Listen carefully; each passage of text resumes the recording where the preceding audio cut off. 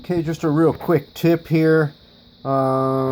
These frames had some small hive beetle larvae in them. The beetles and moths will lay eggs in the pollen, not on the honey.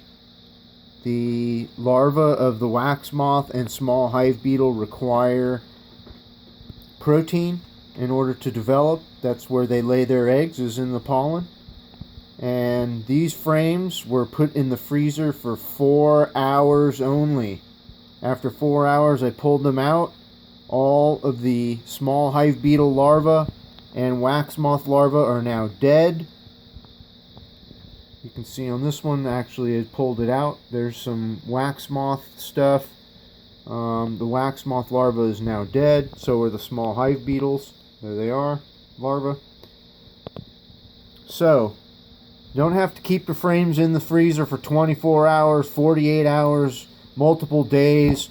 4 hours is all you need in the deep freezer, and it's pretty much a done deal.